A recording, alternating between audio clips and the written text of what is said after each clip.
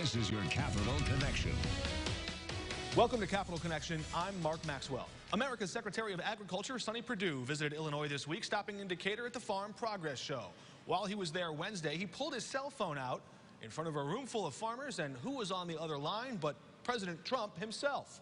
In part, an effort to deliver a message and calm nerves about farmers afraid of the ongoing enduring trade war with China and still yet unresolved negotiations with Mexico and Canada.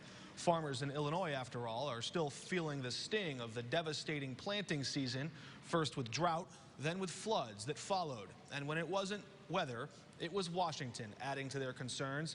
Many of these farmers wondering if one of their biggest customers in China may be gone for good.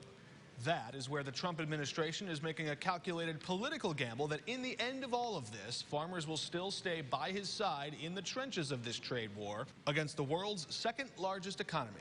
That's why he feels capable of pursuing the deal with China, because he knows that these folks are long-term players and they don't like cheaters. Starting Sunday, the trade war escalates again as tariffs on more than $300 billion worth of Chinese-made goods jump 50% higher.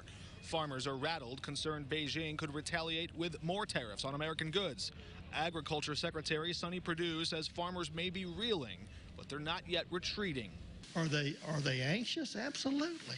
It's not fun to be under economic distress, so there's no doubt. Our biggest challenge is with our markets. Stan Bourne travels the globe for the Illinois Soybean Association, looking to cut new deals with international trade partners. The big gorilla in the room is China. We want to be able to trade with China. We need to get rid of the tariffs and be able to reestablish those business relationships.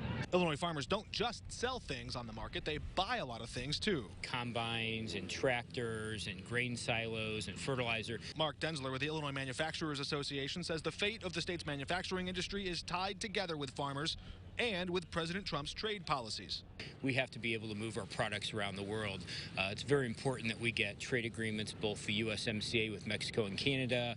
We need to get a trade agreement with the European Union, but in particular China, which is a large customer of Illinois. Perdue says a deal with Mexico and Canada could carve out a template and possibly pave the way to a deal with China. But he fears 2020 presidential politics could cast a long shadow over the negotiating table. All it's going to take is one of these people running for president saying no USMCA, and the herd mentality takes over and it gets blown up, which would really hurt our prospects of getting it done. I think they want to try and make a deal with us, but I'm not sure. They want to wait. They would like to see a new president in a year and a half so they could continue to rip off the United States. President Trump has suggested that perhaps Beijing is trying to wait him out. Do you think he can close a deal with China in his first term, or would he need a second term to get that done? I think he would love to close the deal, but that ball is in China's court. If their goal is to wait him out, I think they got a long time to wait.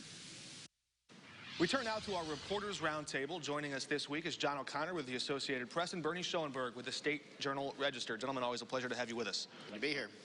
We were all covering the Farm Progress Show. It comes to Decatur every other year. It's a big deal on Wednesday, especially when 4 members of Congress from Illinois, across central Illinois, and President Trump's Agriculture Secretary Sonny Perdue was there also, talking about President Trump's trade policy and specifically addressing how it's impacting farmers, how it's impacting our economy, the global economy.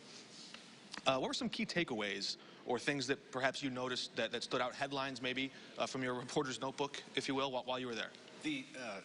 Of course, there's been a lot of focus on the trade war with China, and farmers have become increasingly alarmed, especially a few weeks ago when China said, okay, we're not going to buy any more farm products from the U.S.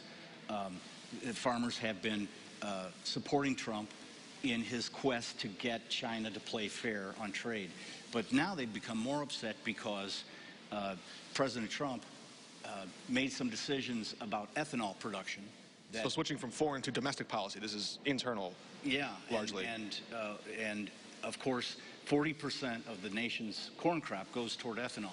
Well, he had made some decisions that exempted some oil refineries from their requirement to blend ethanol, which means less ethanol to be sold and less ethanol to be produced.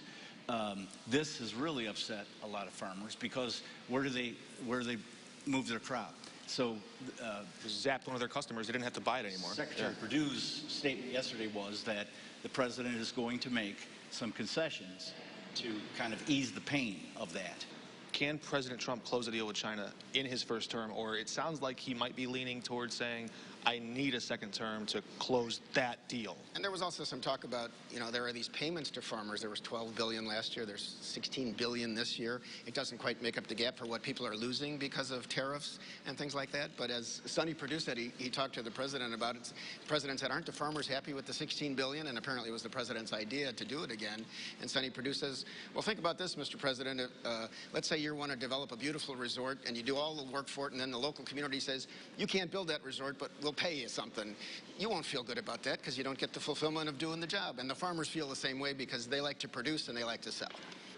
All right, John and Bernie, thank you. We'll hear more from you later this hour. We heard from farmers who grow crops. We heard from manufacturers who sell them gear. But what about the farmers who raise animals?